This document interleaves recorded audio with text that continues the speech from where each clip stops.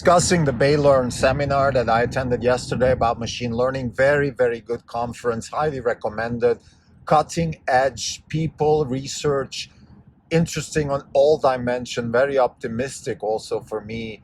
The prospects of Orange Capital Partners are tightly related to what's possible, what kind of wealth creation is possible. When I see the amount of innovation that's happening in machine learning, just as one little window of the innovation space, I'm very confident that wealth will be generated in the future, and we will be taking part of that. I also discussed the Tesla earnings. So let's get going. This is the Not Even Wrong podcast. It's October 20th, 2022. This is Krim Delco. For the day, the fund is up 2.1%. The market is up 2.3%. For the year, we are down 48.6%, and the market is down 20.2%. We're underperforming by 28.6%. So let's first start with that Tesla earnings. Today's a Friday. The earnings were on Wednesday. I think there's three big takeaways I have. Number one, the numbers are very strong. However, we have this mismatch of deliveries and production, and the street is negative, particularly on China. Number two, there are issues with the 4680. They're not clear, but Drew Balino is not giving us the full picture here, or we feel like there is some tension between Balino and Musk when it comes to 4680. And the conclusion is simply, from our perspective, that it's not delivering the kind of scale and rapid increase in scale that Musk is hoping for. And I think this has to do particularly with the problem of scaling up a technology. I mean, Musk has been talking about this ever since Tesla exists. It's easy to prototype, it's easy to do small batch, it's hard to do very big scale. And Tesla is a very large scale company, growing very rapidly also. 50% growth is in the books. This is the third thing, which is good. 50% growth is in the books, so that is possible.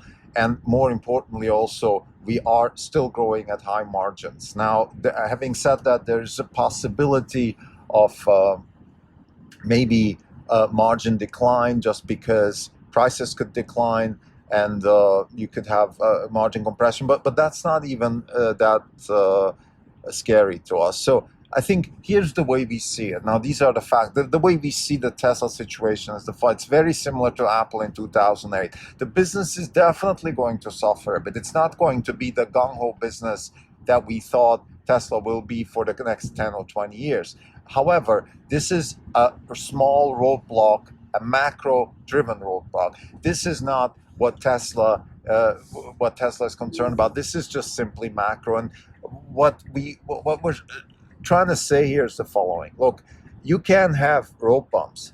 Every company has certain issues sometimes. But the question is always, is it driven by competition or is it driven by something else? And every company eventually, look, there's two types of companies. There's the types of company that has a successful product, and there's a type of company that doesn't have a successful product. So if you're in the space of successful product, then you're going to the next level where you're deciding, okay, and this is wealth is generated when you have a successful product and when you don't have competition.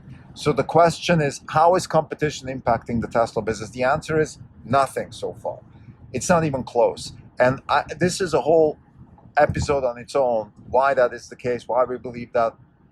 But just the sheer numbers are speaking for themselves. We have extreme growth, we have high margins, good prices, product satisfaction, and even anecdotally, we don't see anything else. I mean, it's Ford and Volkswagen and some of these other companies, they have products, but they're not competitive. They're not competitive in terms of volume, they're not competitive in terms of the product experience.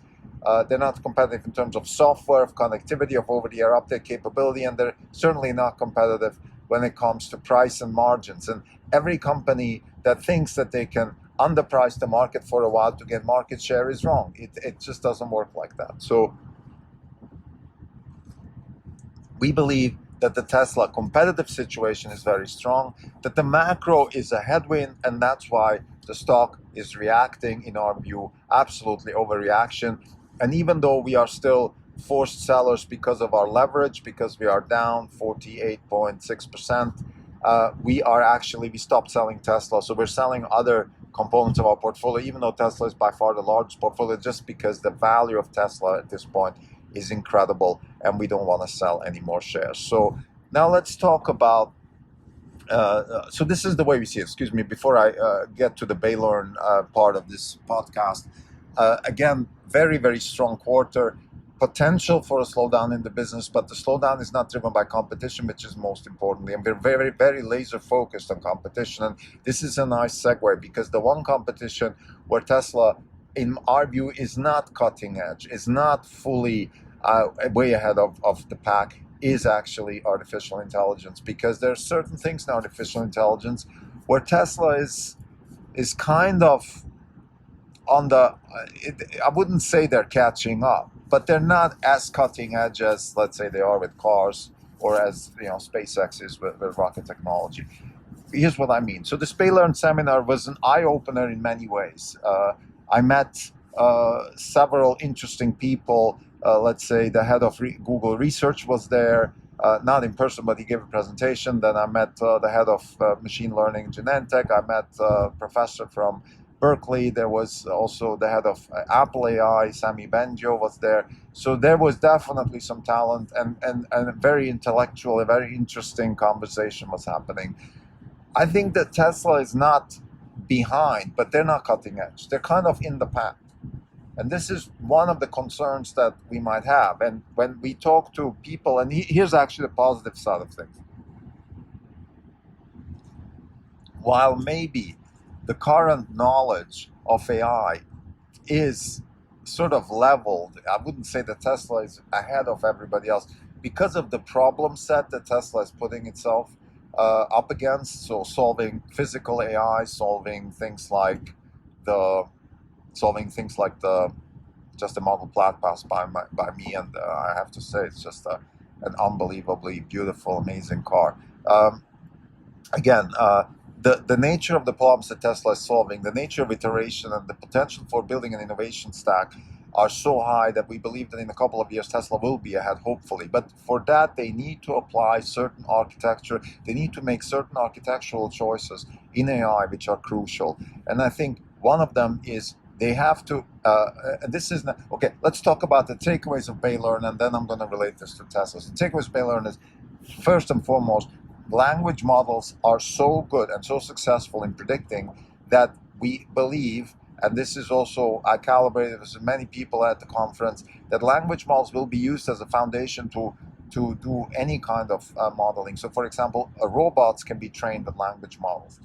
What that means is that you translate every problem, you try to translate as many take as many problems as you can, and you translate them into a language problem type, which is you tokenize the data set, and then you mask it, and then you try to predict what you masked, and that's how you learn the model. This is how language models work, and there is a potential to improve on other tasks, such as, for example, robot learning through language models. So this was one of the big takeaways for me, and this explains also why we go to conferences like this.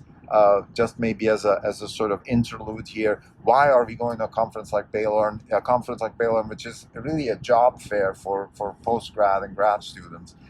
Why are we going? Well, there's two reasons. One is, of course, we want to be updated, see what's going on. But more importantly, we want the intellectual sparring. This is, where everything we do as humans is kind of building a muscle. Everything, not just going to the gym and doing our biceps. This is one visible way of where we build muscle. We build muscle, for example, by going to conferences and continuously intellectually challenge ourselves. We build muscle by solving problems. Solving problems is a muscle that we have to train. We have to, pretty much anything we do, any kind of iteration we expose ourselves to, particularly against nature, is sort of a building up of a muscle. And this is part of the existence of a hedge fund manager. The purpose of this podcast is to give people a sense of what it feels like to run a hedge fund. Well, this is how it feels like to run a hedge fund. You go to a conference like Baylorn, you expose yourself with some of the best machine learning experts in the world, and then you try to contribute, you try to have interesting conversations. This is how you eventually will get to the point where you can make those kinds of decisions, where you deploy capital to money-making opportunities. Let's get back to the conference. So the model. So one of the biggest takeaways is, again, language models as a base for modeling other problems, not just language problems. Very key. Language models is generic machine learning AI type model underlying all kinds of problems: vision, robots, etc. I think another takeaway Sami Bengio was talking about, this is something that the sort of Bengio brothers, I think they're brothers, talk about a lot. And also I think this is something that's particularly up in Canada around Jeff Hinton and all these people, very prevalent, which is how can we develop models where we have less data and where we can make predictions with less data. So kind of the neuromorphic compute approach, which is, okay, how can we make decisions with little data? So the human brain, this is Jeff Hinton saying, the human brain is able to take very little data in, and then because of its over-parameterization, it can actually solve problems very quickly. So learn quick, learn fast. This is certainly the transformer world has transformed, pun intended here, the world of AI, where we have few shot learning, one shot learning, or no shot learning at all. So you just there's no such thing as no shot learning, I guess. One shot is the least. So you need to, if I say fromage, you learn French, that kind of thing. I'm not sure if that's where we are, but that's the direction where we're going. So Benio was talking about this. I didn't quite understand his work, but nevertheless, I think it was interesting to see where they're going with that. Then there was also Trevor Darrell from Berkeley. He was talking about how they train robots, and there was not much new there in terms of there's lots of reinforcement learning, there's mask learning also involved, so these kinds of things. I think interesting for us, again, if we summarize this conference, there's really the two big takeaways. One is there's certain architectural changes that will be made in artificial intelligence that could be crucial for the future of the success of whoever is doing business in that space.